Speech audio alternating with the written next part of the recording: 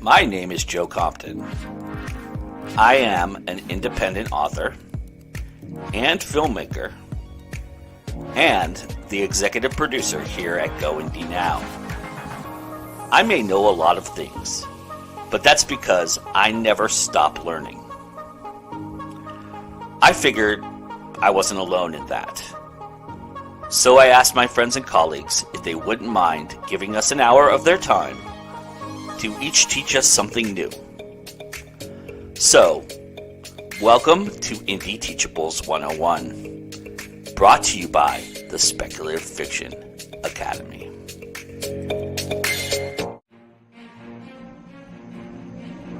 Like vampires and ghouls? Superheroes and androids?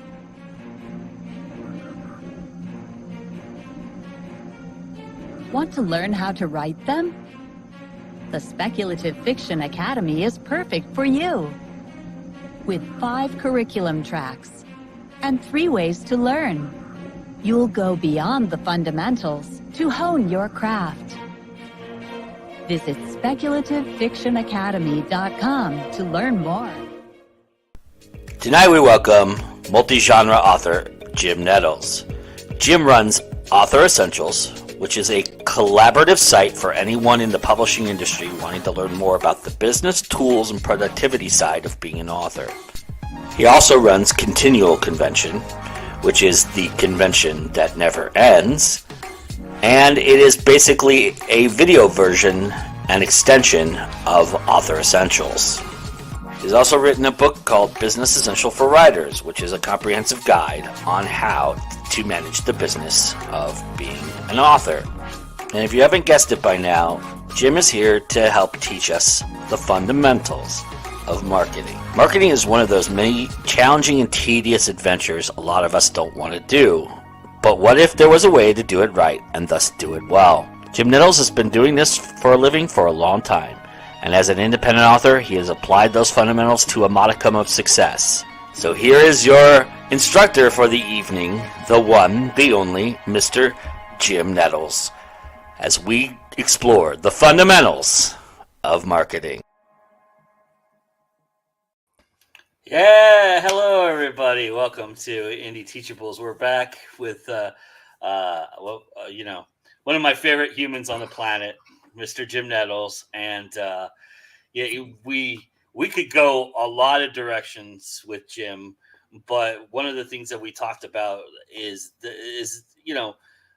one of the things that we all despise a lot is marketing. I mean, even the ones who do it well even don't think of much of it, to be quite frank. I think, but I think I'm pretty fair in saying that, but. It is something that we all have to do, no matter where we are in whatever venture we're at. And so Jim is uniquely qualified for that reason. And so I thought he would be great to talk about that. So, Jim, why don't you start by telling everybody why you are so uniquely qualified to do this? Because I was hatched from a supernova. I'm stardust flung to the earth. It's going to be one of those shows, everybody. It's going to be one of those shows, Joe. Thanks much for having me on to have fun and let's do this stuff tonight. And also for picking the most flattering pictures as possible of me. You've done a pretty good job. Speaking of marketing, you've done a pretty good job of scouring the internet for the crappy ones, because I don't find many. That's part of the reason why you got those pictures, is because those are the ones that I found. Wait, those were the good ones? Oh, hell, I got to work harder. I almost So- went with the one in the kilt, but you know, Why didn't you? I mean, that is my brand. Yeah, true. I almost showed up in the kilt tonight, but it needs a little cleaning after this past weekend. Bit of campfire smoke, bit of scotch, bit of a whole lot of dirt and mud. But that's a whole different story. Now that everybody's going, what the hell? You have to stay till the end to find out what I was doing to get in that much of a mess. Nice job. I love it. Or I could have gone and put on any one of the other kilts that I own. So yeah. So and on top of all the other great stuff that Joe was kind enough to bring up that I'm involved in and doing and stuff like that.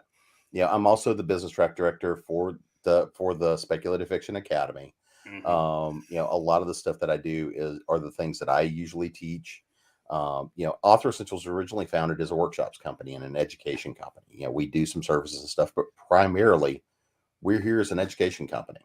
Yeah. And it started for me because I was writing. I also do a lot of nonfic and things like that. And it started for me because I was doing a bunch of entrepreneurial articles, things like this. My fiction started out, it has been stops and starts over decades. But it started out at conventions where I had friends of mine come and go say, "You're one of those weird business techie people, right?" Yeah. And I said, "Yeah." And so they would ask a question, and I will not, and I won't name who it was, but there's somebody who is a fairly well-known author that's a friend that looked and said, "I've got a question for you." I don't remember to this day what the question was, but she asked this question. And I laid out and said, "Oh yeah, it's this. Do." We started going through, and I answered it in about a minute and a half. And she looked at me and went, "That sounded so important, and I have no idea what the hell you just said." Yeah. And I had, and I mean, I've got a lot of friends that ask a lot of questions. Now, I mean, my background, my primary life is not writing. Yeah. My primary life is business and technology consulting. However, I grew up in small business. I grew up, the first aspect to business is telling people you exist and what you do. I mean, and I grew up in that environment where if you work for yourself, if you are not bringing in the business, then you don't eat. Yeah. You don't pay the mortgage. You don't pay the rent. Nothing's coming through. Oh, and by the way, all the other people that are dependent on you don't eat either, or they've got to go find somewhere else for somebody to make sure that they're eating. Yep.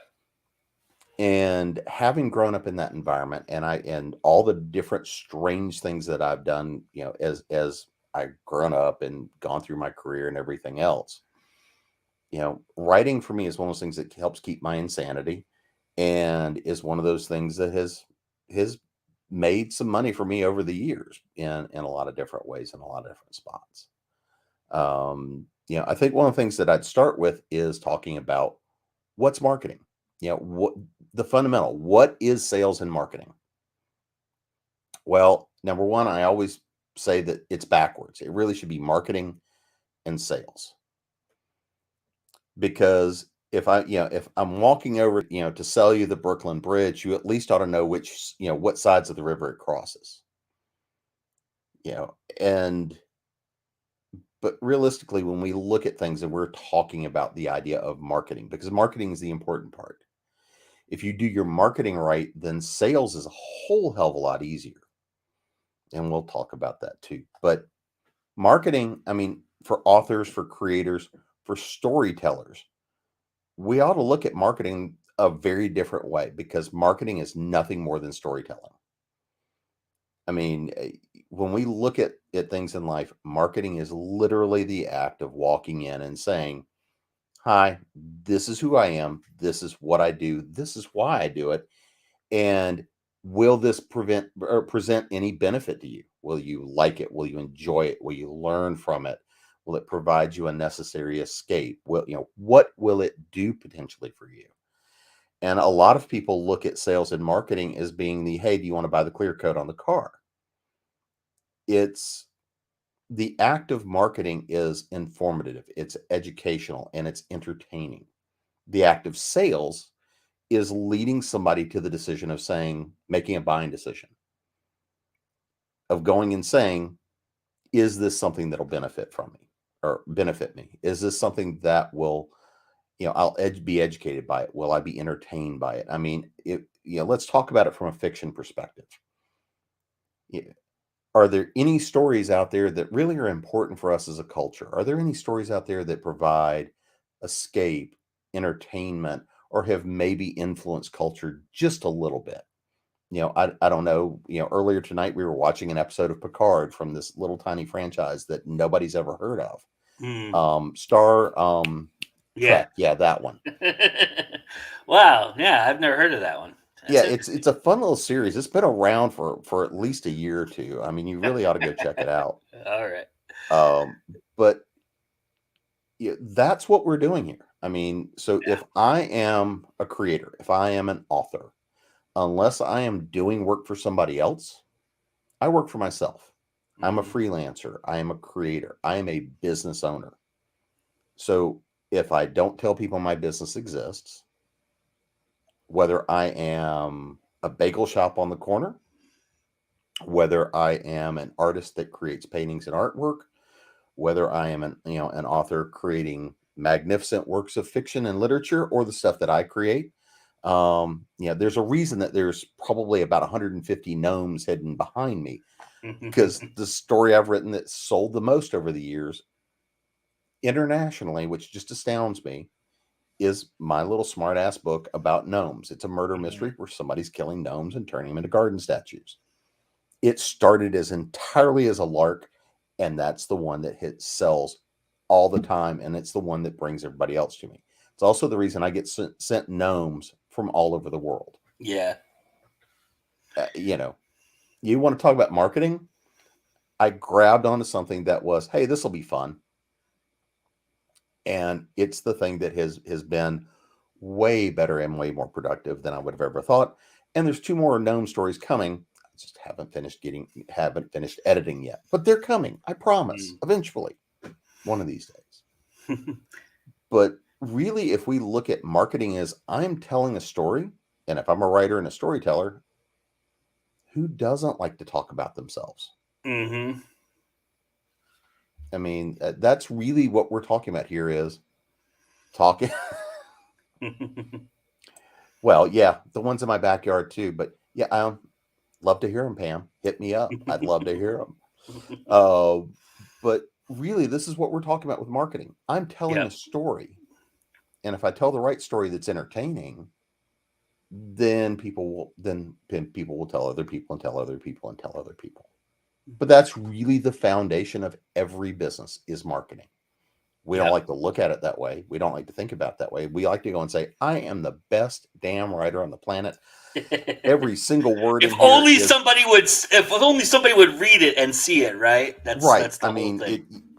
But I am the best damn writer on the planet. And, being the best damn writer on the planet, you need this book right here, right now. And the only reason I have this handy is because Ron Lair made me have it for the game show the other week. Nice. Awesome. But, well, I'm glad you did. Yeah, well. But that's what we're talking about. Now, what does marketing look like? Well, as a storyteller, the next question is, how are we reaching people? How am I casting that rod out to go and say, this is what I'm doing? Because fundamentally, you can look a little bit like, marketing like fishing. I am putting a worm on a hook and I'm casting it in the lake. It's floating on a bobber and I'm waiting to see who might be interested. Who's the little fishy swimming by? Now, if we look at what I refer to as ethical marketing, and I am very serious about the idea of having ethical marketing, because we see a lot of extraordinarily unethical practices across every industry. But if we talk about it just in writing and publishing, we've seen a lot of people do some things that are extraordinarily unethical. They may make a burst of money for a short period of time, and then they're gone. They're out. For the most part, people who act extraordinarily unethically are drummed out pretty damn quickly. Whether they're the best writer in the world or they're just selling a mediocre product, You know, don't do things that are predatory, because eventually it will bite you. You are not the biggest shark in the sea. There is always somebody willing to eat you. And the bigger a predator you become, the bigger somebody else wants to come down and smack you down. If you're ethical, your ethical marketing, my storytelling of telling you who I am and what I do, is the next step that lets me start to build a relationship with people in a way that maybe they start to read my stuff. Some of them are going to go and say, I like this. It's fun. It's entertaining. It's whatever it is. Some of them are going to go, what in the holy hell did I just pick up? This sucks. If you try to write for everyone, you write for no one. So this is part of what you're doing with marketing, is going and I'm telling the story of here's who I am and the smart ass that I am. I have written, science fiction and fantasy and horror and everything else. But there's certain things that I don't enjoy, because ultimately I am a smart ass. Even, I mean, I have had people look at business proposals I've written and go and say, really? Yep. That's that's what we're going with. I mean, that little bit of, humor and snark and everything else comes out of me whether I want to or not. So I now just have learned to embrace it. But that's also part of my brand. You know that you're going to get some of that in there with whatever you're seeing and reading. It's not necessarily I am branding myself as the snarky smartass. No, that really is what it is. And that's the way I've been since about the second word I learned to utter and speak. So that's what marketing is. All right, we're done here. Let's talk about scotch. No. Good night, everybody. Good night, everybody. So everybody go sell. Now, so in the world we live in, and this has shaped and changed marketing rapidly over the last about 15 years. One of the things that has radically changed the way we advertise, the way we reach people, connect with people, and ultimately have an opportunity to build relationships with people we may never see, we may never meet, and we may never even know that they're following what we do. The vast majority of fans will never know that they're out there.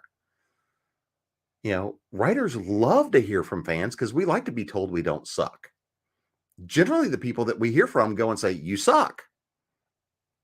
And the hard part with the marketing then is to not write back and go, bite me. There are a few people I know for whom that is on brand, and it works very well for them.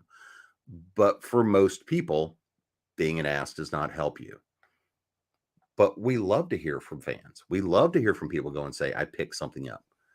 Well, that becomes part of the story too, because if somebody writes and says, I loved this, being able to share that with the rest of the fans creates that connection.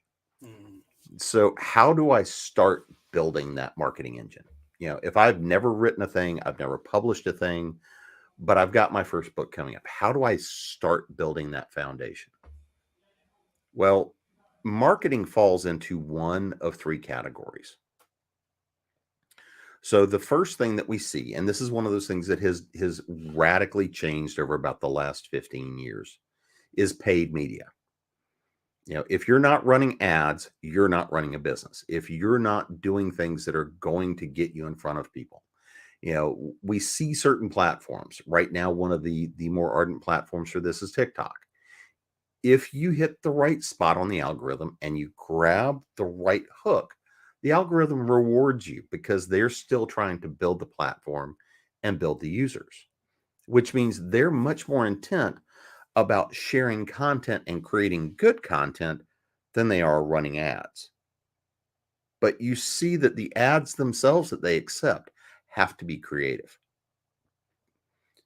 Now, if you're now playing in something that's more established platform, and one could argue is tipping over the edge like a Facebook, their advertising strategies are sometimes painful, but it's still the largest platform to be on. And it's where I would say a lot of it is unethical too. I would 100% agree, but that goes across the platform for almost every social media platform. I'm not going to single any one of them out, Meta, as being more unethical than another, Meta. But, you know, we also see them being the biggest player. They're the ones that have set a lot of the standards across the industry. And now we're seeing the overall idea of the internet is going from being, we're now finally gone from being an infant. We've got through being a toddler. We've kind of passed out of the terrible twos, and now we're sitting on the elementary schoolyard of a whole lot of 5-year-olds, and somebody gave all of them baseball bats. And so as we're watching all these kids running around whacking themselves, occasionally somebody gets in a good lick and goes and says, "Wait a minute, that worked." And interestingly enough, obviously I did not come in with enough caffeine. But when we see things with the industry goes and starts to police itself, this is way more effective because the internet crosses international boundaries. So this is one of our first problems. And yes, I'm coming back to marketing, I promise. But the internet is crossing international boundaries, which means these platforms have to do one of two things. They have to limit what countries they're operating in. They have to come up with rule sets by country, and they have to play to an extent about the lowest common denominator. Because if you look at privacy laws in the EU and how those sorts of things work, if you look at even within the US, state by state, how many things are different from state by privacy laws, what you can advertise, how you can advertise. And this leads in a lot of ways to a Facebook going and saying, we're going to use this lowest common denominator to allow your ads. And sometimes we'll go, this is ridiculous as to what it takes to get through. But this is the other side of it, is they don't care about their advertisers. They care about the users that they're selling to make sure they don't lose them, because their marketplace is so saturated with people ready and willing to spend money on ads. They can afford to tick a lot of them off. They can afford to look at a lot of advertisers and go and say, "Hi, yeah, great. You're spending $10 a day with me. You're not even a blip on my radar." But if a whole lot of those blips start to change, then yeah, it starts to change the game. And we have actually seen those things happen. But paid media is broken down as when you're spending money with some source to tell people you exist. A lot of people go and say, "Well, how can I do this for free?" The answer is you can't. Because no matter what, even if you're not pouring the money into the ads, it's costing you a lot. It costs you a lot in time. It costs you a lot of energy. And honestly, you spend a lot more time experimenting to try to build a platform. And what you have to remember is Facebook and Instagram, which are the same company, people, YouTube, Twitter, all of these are platforms that have to make money somewhere. And that money comes because the users of those platforms are the product. And so if it's reasonable then to go and say, I want to make money by selling my book, I need people, if you're selling something and you're making money off of my platform, I want a piece of that cut. I want a piece of the action. I want a cut of the action. And that's one way to look at the advertising, is it's a sunk cost. It's one of those things. And a lot of the time when I get in a conversation and, you tell somebody, run $10 a day worth of ads, and they look in panic and go, "You want me to spend $300 a month?" No. If that $300 a month brings you back $310, is that enough reason to spend the time? If that $300 brings you back $500, if it brings you back $1,000, spending money on advertising is how the engine works. It's part of the engine. It's not the whole thing, but it's the fuel. It's like getting in your car. If I want to drive from point A to point B, the car may be paid off. I may own the car. I still got to change the oil. I still got to put gas in it. I still got to make sure I've got good tires on it. That's what paid marketing does. Whether it is pouring it into a social media company, whether it is putting ads in a program, whether it is, sponsoring shows, whether it is doing any of these numbers of things, spending some of that money and investing it, as it starts to feed back into the loop and you start to make money from it, the first thing you do is reinvest. Because if all of a sudden I pour in $300 and it gives me $500, well, if I now go from $400, does that automatically now go, I'm going to go to $550? Not necessarily, because you might blow the algorithms and tank it all. But pouring some money in is how you start and prime the engine. And that's the first thing to look at. And once it's primed, and once you find something that is working and generating, then you start feeding it more and you start experimenting more, because the advertising is not meant to be a sunk expense. It's meant to be the fuel that grows the rest of the business. Can I ask you a question about that? Sure. How patient do you have to be in this process? Is there a certain amount of time you would say give yourself in order to see a return? Because it's not going to happen automatically, right? So Right. Where would you say is a sweet spot for people to understand that their ad is working or not working? So when I usually start with people, one of the places, especially for books, one of the easy places to start is somewhere between $3 and $5 a day. Now, there's a magic thing about both of those numbers, because you're looking at, in general, on a per click basis, you're trying to hit around that 17, 18 cents a click right now. Some spaces you can be talking about $1, $1.50 a click in certain book genres. And all of a sudden you go and say, well, wait a minute, I'm running my book for 99 cents. I'm going to make 33, and you spend $1.50 to get 33 cents. The answer is maybe. Now, why do I say maybe? Well, it depends. How large is your back catalog? Is that book one of a series where you're looking to hook somebody? And when they buy book one, what's your read through and your pull through? Would I be willing to spend $1.50 for somebody to buy a 99-cent book, knowing that 1 out of 3 of those people is going to then read through the rest of the series? You damn betcha. Every time. And so, but when in general, and I'm going to use Facebook as an example because it's where one of the larger markets is. And its algorithms are actually better known and better understood in a lot of ways than certain platforms. But let's say you're spending $3 a day. Expect to let it just go for 2 weeks. Don't touch it. You may not get a click. You may not get a sale, whatever else. Let it go for a couple of weeks, because it's learning. It's trying to understand who your audience is.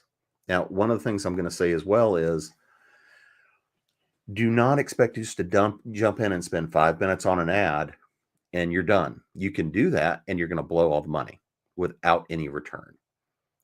Expect to spend time understanding who you're marketing to and why. Because what's important is, number one, knowing who am I trying to reach. This is your reader avatar. Who is your ideal reader? The answer, everyone, is not an answer. Because again, we're back to, you're trying to sell everyone. No, I'm a romance writer. Is my ideal reader, middle-aged women with 2 kids that are aged 30 to 55 that live in suburban areas that have interest in, these romantic genres, that have interest in these sorts of things? Yeah, maybe. Yeah, I know they are for your murder mysteries, because your fans are also the ones that are listening to the, Unsolved Mysteries podcast that can kill their spouses at any given time and get away with it. I'm kind of surprised mine hadn't killed me. If I had to put up with me, I'd probably kill me. But, if you're spending a couple of dollars a day, expect to let it run for 2 or 3 weeks while it learns. But then you have to start looking at the process. So the first question is, are people stopping on your ad? What kind of impressions are you getting? Because if you're not getting any impressions, nobody's seeing it, nobody has an opportunity to click, which then either means you've niched it down too much, or it's niched so wide that it doesn't meet anybody. Nobody cares. If you're not getting impressions, then you're not getting anything out of it. So then if you're getting a large number of impressions and no clicks, you have to start to figure out where's the problem. Because is it I'm targeting the wrong audience? Is it because my image sucks? Is it because my copy sucks? Is it because my image and my copy are incongruent? Yeah, so that's a lot of pieces right there just to get somebody down to the point of actually looking at an ad. Just slapping up a book cover and slapping on, hey, check out the newest urban fantasy. Not going to do much for you unless it is a hell of a cover. You've got to have that line that hooks somebody and says, that's for me. It's not just that it's urban fantasy, but that's for me. A Jim Butcher, this little guy we were talking about the other night, Brandon Sanderson. Yeah, that guy. There you go. Yeah, that one. Somebody's got a name like that can go and say, ta-da! That's all he's got to do, and throngs are going to come for that. Yeah. You, me. I mean, I'm going to have to go out there, and I've got to have that snarky line that somebody goes, okay, I get that. I got to at least check that out. Yeah. Now, let's say we're to the next point where they're paid ads, where they're coming through. I'm getting impressions. I'm getting clicks. And they land on the page and nothing's happening.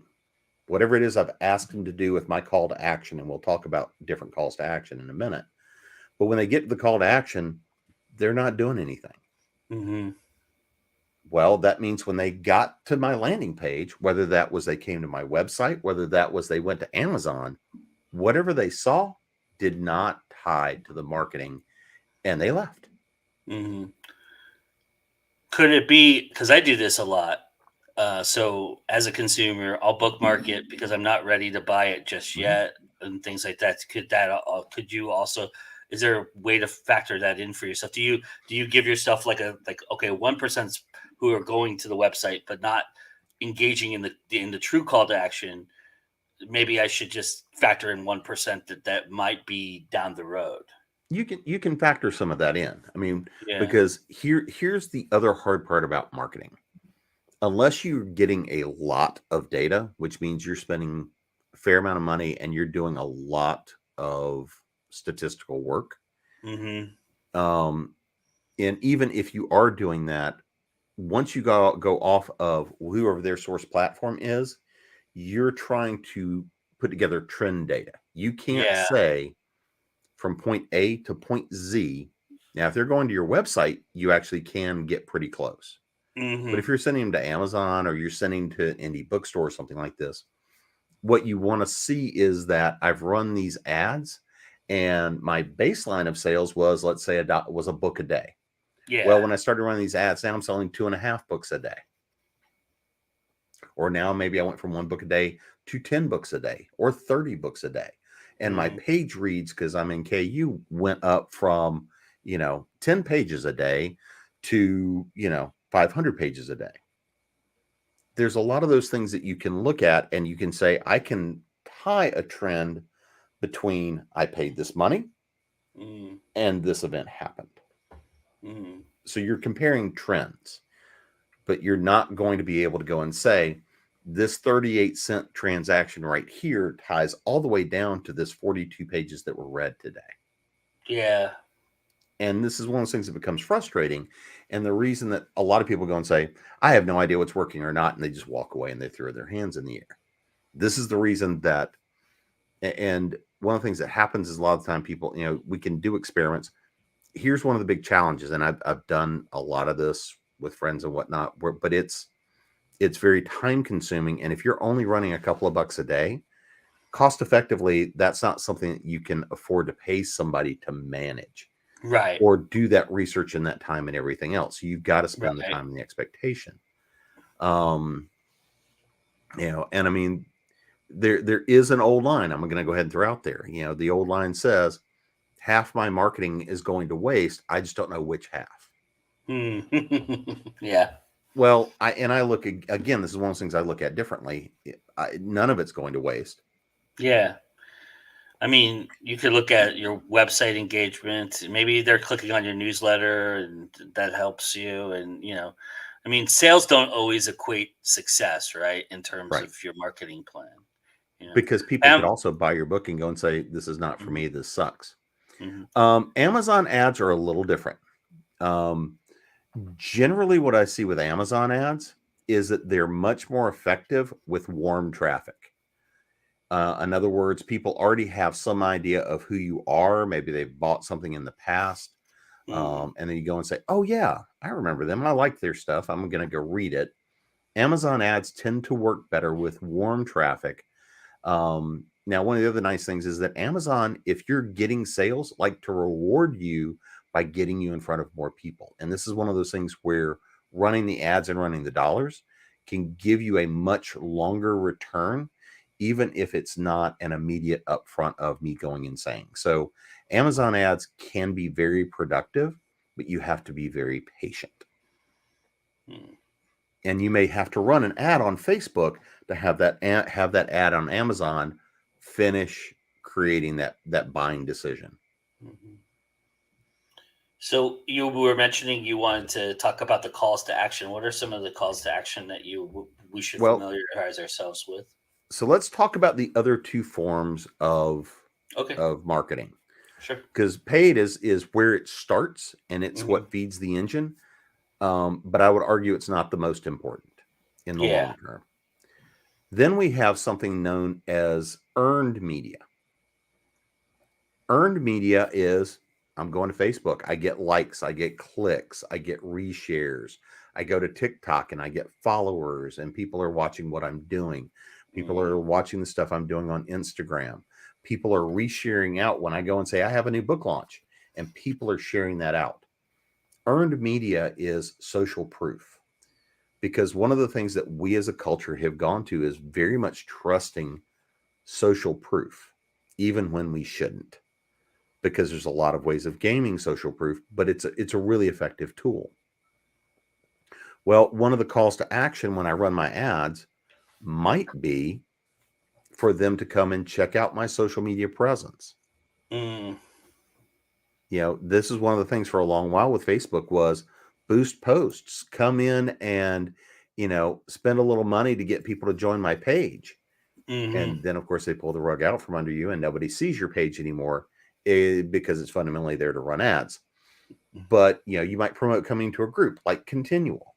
When we started Con-Tinual, I mean, I was arguing about trying to do that for several years in advance. And, everybody's like, is anybody going to come do anything online? I'd been doing tech conventions and stuff online for years. I'm like, if I go to insert city here and go to convention, insert convention here, sometimes I might have one or two people sitting in a room. Sometimes I might have 500 or 1,000 sitting in a room. Well, if my call to action is to ask people to check out my social media presence just to see what I'm doing, it doesn't cost them anything to click through and go. Generally, those are ads that are cheaper for me to run because it drives people to me, but it keeps them on the Facebook or the Instagram or Twitter platform or whatever the case is. All I'm doing is boosting it so more people see me. And this is part of the question of marketing. Am I marketing this book, this release, this product? Or am I marketing me as the author and the company and the long-term career? This goes back to where that point is around the value of not being an asshole. Actually, because John Hartness and I have had this debate many, many times over the years, frequently on panels. You can be an asshole. Don't be a dick. And there's a very subtle difference there, but being you, being who you are and all the rest of that, it's when you cross that line of becoming abusive to people or taking at that point, it's like, no, sometimes you have to be firm. You have to create those boundaries and say, this is who I am. This is what I share. This is what I don't. So that first call to action is, am I going to use this paid media to try to grow my earned media that gives me social proof, that has people share out my next book post? Because if other people are sharing it, that is way more valuable than the paid ad, because that's somebody else going and saying, ooh, this is somebody's thing that I like. They're vouching for you. They're vouching for me. That's the, I got a deal for you. You know, this is they're okay. You can let them in. They can come into your house. Mm-hmm. Then Well, I wouldn't go that far if it was you, but I don't have to take this here. I can get it lots of other places. I love you, man. You know I love you too. Sorry. Now, this pushes into that third segment up here. Owned media, my real estate.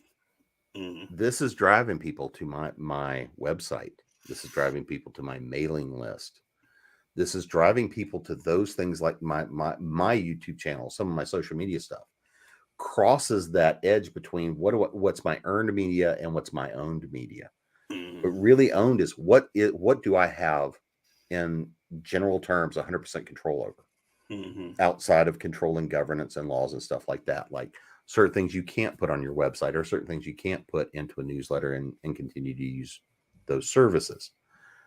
But if we assume that as an author, you know, you're sharing pictures of your dog, like, you know, Patrick Dugan loves to share out pictures of Blaze.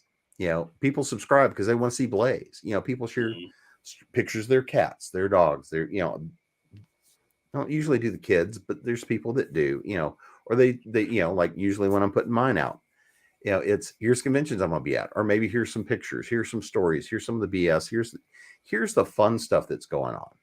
Yeah. You know, owned media is the most valuable because over time, this top of the pyramid, my paid media is giving me social proof that of the stuff of the work I do. This is who I am. This is what I share. The owned media, though, if people are on my mailing list, if people are in that sphere, over time, if I've invested and fed the machine correctly, this is what generates me revenues. Do I want to sell getting people on my mailing list? And I have people go and say, wait, you want me to spend 15, 20, 30 cents a click for somebody to get on my mailing list? Probably not, especially not if you're early. But if you can get to a promotion, if you can get into like a raffle copter or some of the promotional services that are very cheap newsletter builders, and you get in a position where you're spending, let's say 10 or 20 bucks a month to maintain your newsletter. Well, if you're servicing that newsletter well, especially if you start doing affiliate links and other things like this, your newsletter can easily pay for itself. And over the long haul, you know, let's look at the last couple of years of social media. If the winds change or you say the wrong thing the wrong day, you might be banned for a day. You might be banned for a week. You might be banned for a month. You might be demonetized. You might be deplatformed. You know, so if that happens, let's just go to that hypothetical worst case scenario. If you have spent, let's say that you spent a ton of time, money advertising, you built up your presence on MySpace. Well, falls out of favor. You can have a 1 billion person following on MySpace that's all dead space. You have no way to reach those people. You have no way to tell them what's going on. Because at the end of the day, the most you're doing on anybody else's platform is you're leasing some time, you're leasing some real estate. You've got that little apartment where you are screaming at the void with everybody else screaming at the void. But if they get to the point where they follow you, they jump on that newsletter, they come to your website and follow blog posts and stuff like this.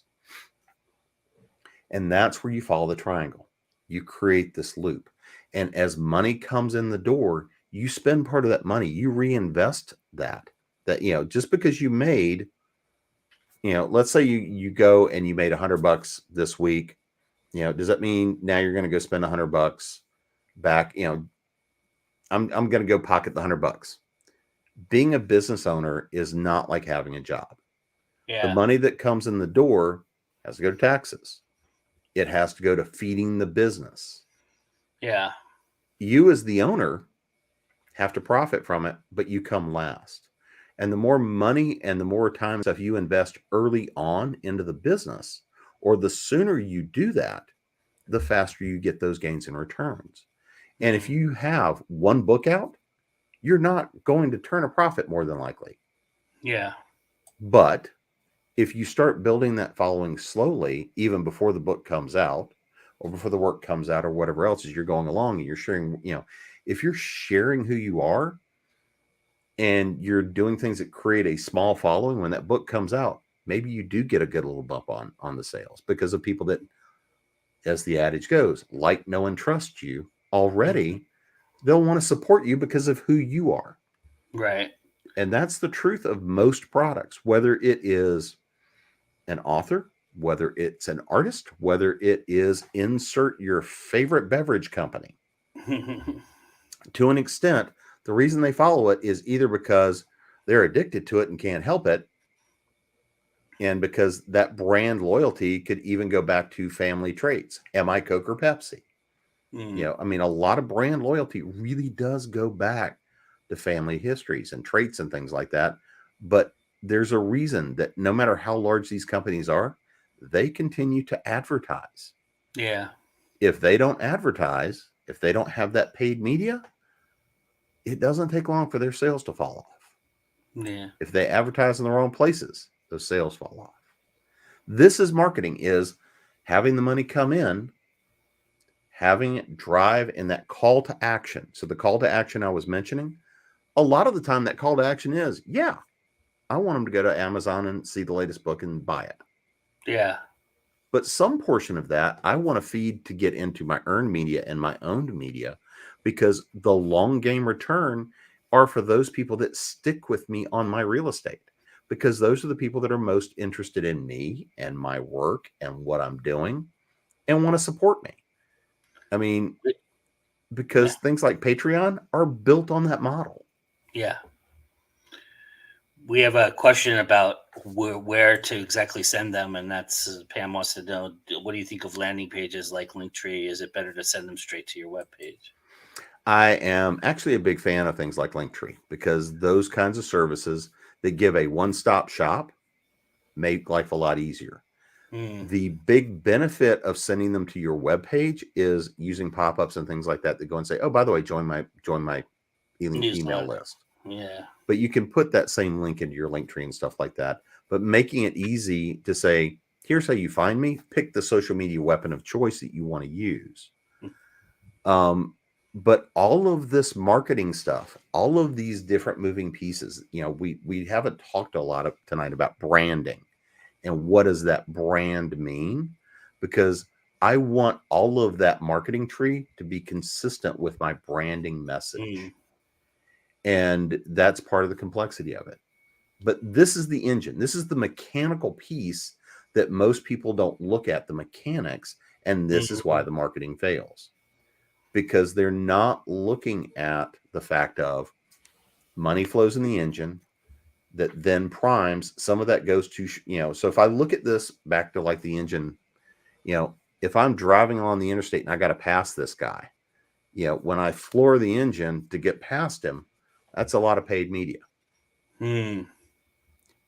But if I'm just on cruise control and letting it run, that's where my earned media and owned media over the long haul give me social proof for more people to come into my network and the stuff that's me, that I own, where I can be much more of myself and share much more than I necessarily can on a social media engine.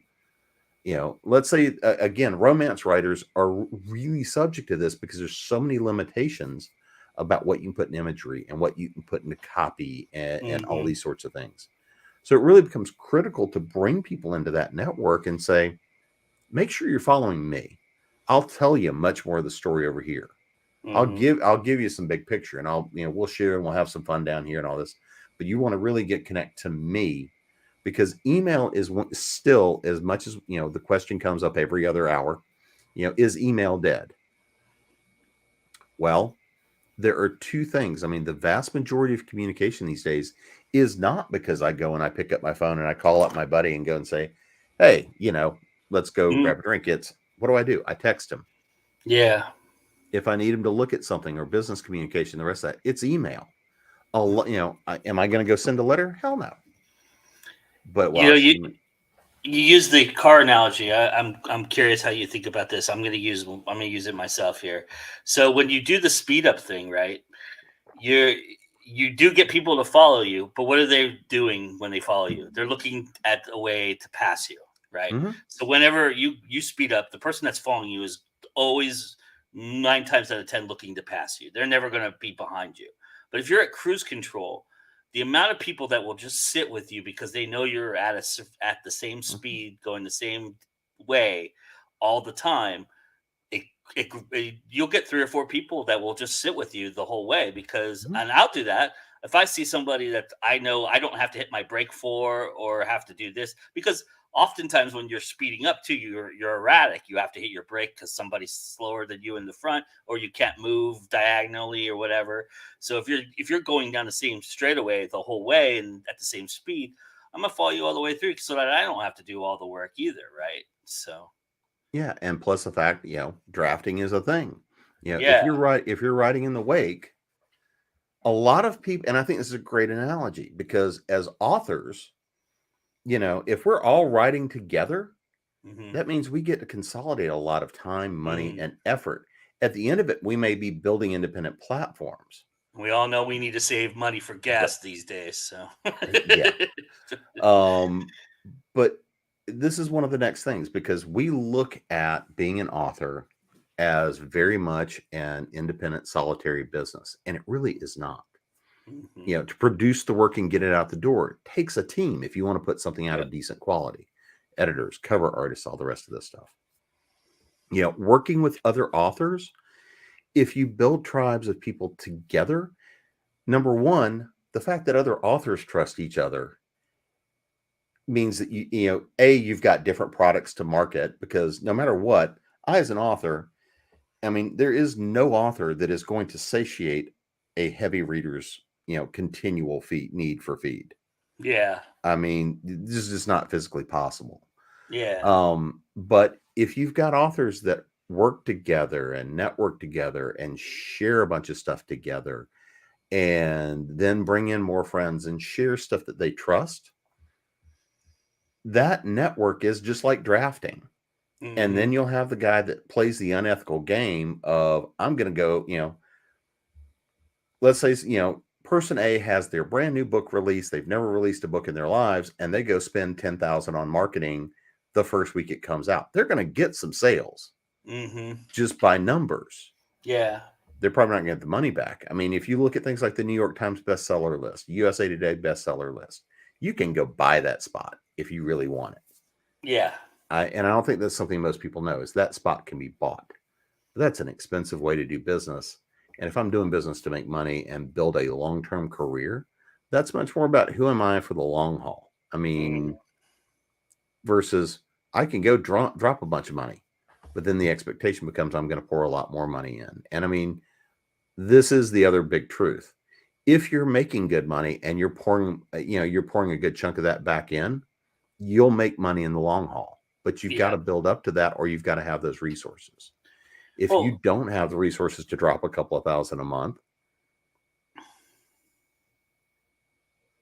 question. no. Oh, Keep going. okay. Yeah, I mean, it Sorry. is not uncommon to see people that they'll show you their numbers. I made $55,000 this month on sales. How much do they spend in ads and ad revenue? Because if I spent 54,000 to make 55,000, Yeah. that's a lot of money, a lot of time, a lot of effort to make a grand. And Yeah. this is where you have to understand your returns and how finely tune it, because how many of those readers are following them for the long term Mm. versus, hypothetically, would I spend 50,000 to make 55,000 back? Yeah. Yeah. I mean, would I do that every month? Sure, if I'm making those kinds of numbers. But Yeah. honestly, what I want to see is that 50,000 making me 100,000 a month. Yeah. And You those have are to not grow, right? unrealistic numbers. Yeah.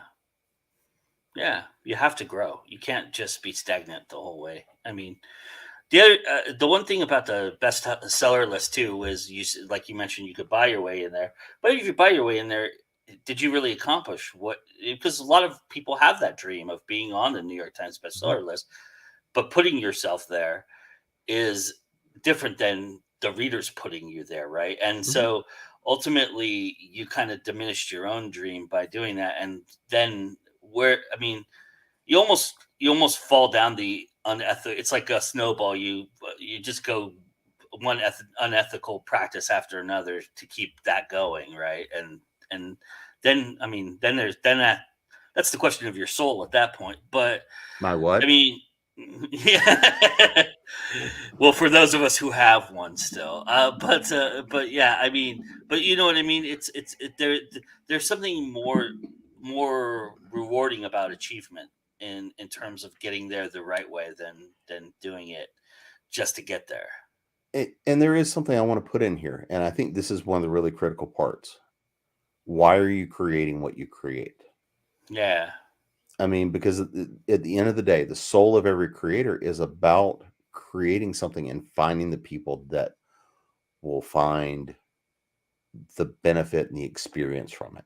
Whether Mhm. it's to find joy and happiness, or whether it's to experience something, that gives a release or provides an escape, or maybe provides that endorphin rush because they're reading really critical horror, that existential dread that lets them face their own fears.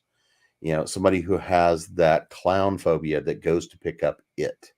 Yeah. I mean, we have to understand, why am I writing? I write and I create because I have to write and I have to create, and that part of me that I enjoy writing and sharing.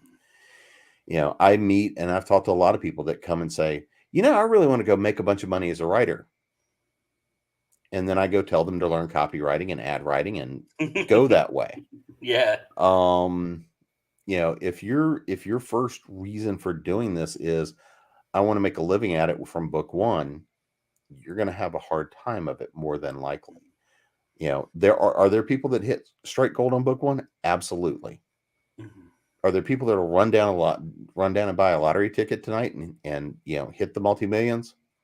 Yep.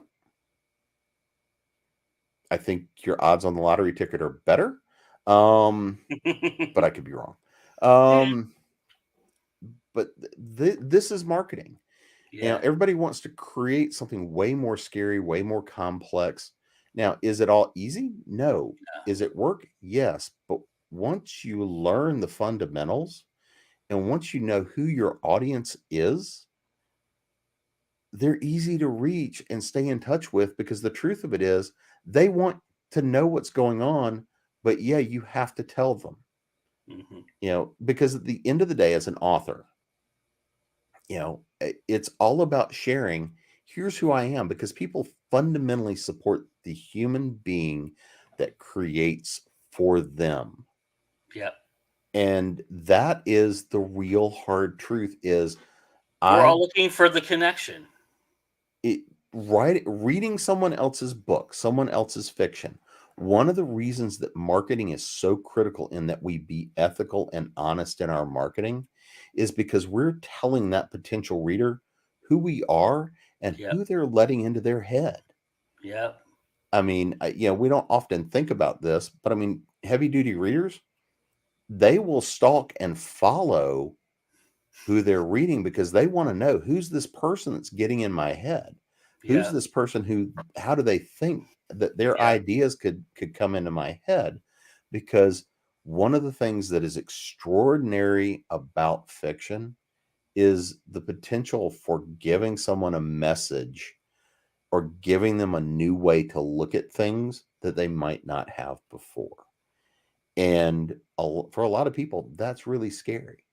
Yeah. If I pick up a book and I don't have the expectation that all of a sudden I'm going to discover something about relationships or something along those lines, if I'm writing something within a genre and I'm not necessarily being entirely true to the tropes of the genre, I probably need to give that little bit of a hint to the reader before they buy it, because if I don't, they may really hate the work.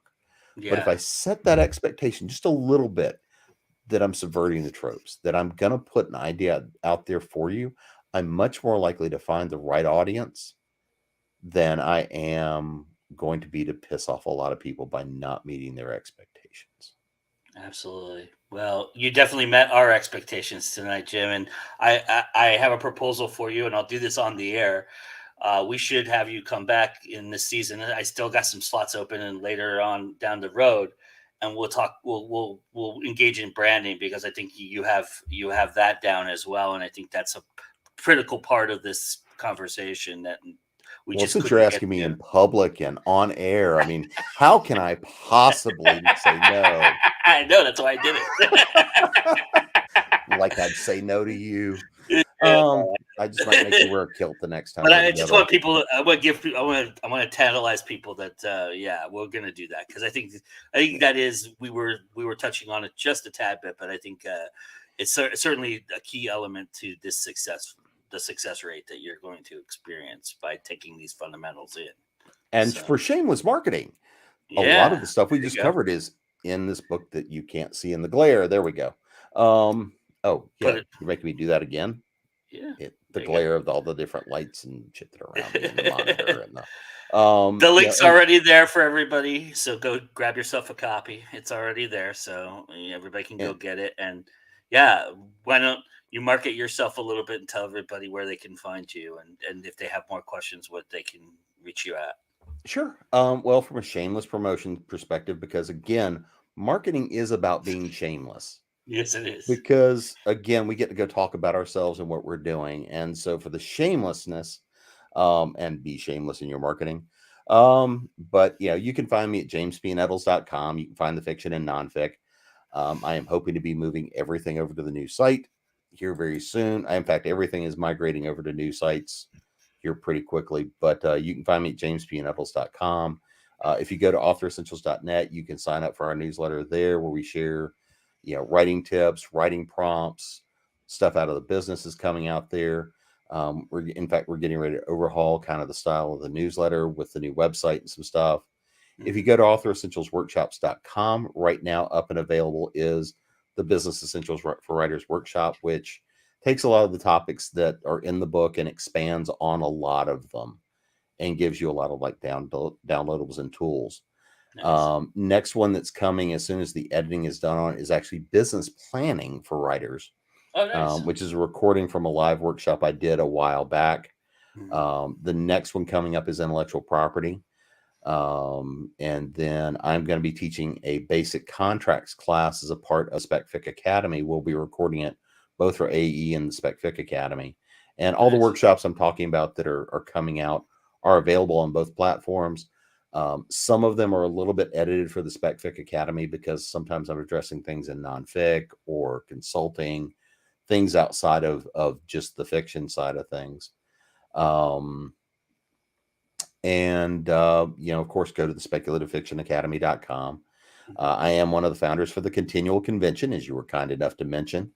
We started that with John Hartness of Falstaff Books, Gail Z. Martin, Janie Adams, Nancy Northcott, Lisa, Macon Wood from Specfic Academy has, joined our group a while back. Mhm. We've got a few other people in the background that we created Con-Tinual. We're coming up on our second anniversary, Yay. and we're coming up on 600 shows. Yeah, But awesome. so that's a few in 2 years. But in terms of talking about branding, marketing, and networking, Con-Tinual is 100% a model and an example of that. And I mean, Absolutely. we started with, let's invite some friends to come play. When the great pandemic started, all the conventions shut down. An idea we've been playing with for a while. We said, all right, let's pull the trigger and do it. And when we did that, now we have friends inviting friends, and bringing people in. And you can get we cover some really serious, deep topics, business, writing, on craft, all this sort of stuff. We've got a new Mhm. releases show that we do, learn about the authors and new books. We've got a comics track. I just recorded a show last week that's a 3-round between myself, an IP attorney that I've done a number of panels and programming with at Dragon Con, and Steve Saffel of Titan Books. And the three of us had a really in-depth conversation about how IP works in the industry. That's Um, we awesome. did we did an IP show with a number of authors from the author side a few weeks ago, and then on IP Day, we're going to replay these and some other IP panels. So you can find a lot of stuff at thecontinualconvention.com. Joe of course has come over. We've done a few crossover things between the two sides. And we need to keep doing more. Yes, definitely. For sure. But I wrote this book, and I will tell you, we want to talk about one last thing on marketing, and I'll actually, because I'm never going to end on time. But one of the things about this book that came out, and when I put it out, when the pandemic started, I actually dropped the ebook down to 99 cents because I would rather have people be able to make money off of it. I sell more copies at a higher price because people value it more. And I'm having, because all the print costs are going up, some of the other stuff's going up. But yeah, we work very hard to make sure that the content we put out is cost effective, but at the same time, sometimes you have to be aware how you price and value yourself and your work reflects in how effective your marketing is going to be. Absolutely. 100%. Yes. Well, thank you, sir. I value you tremendously. As I do awesome. You, my friend. This was awesome. I really appreciate it. And everybody go smash the like button. Tell Jim how much you appreciated what he did here today. And we love that. Comment, share, subscribe, do all the wonderful things you do here, because it's always time to go indie now. And with that, we will close the classroom. It is time to go indie now. I remembered this. Damn you. All right. We're closing the classroom. We'll see y'all next week. Bye.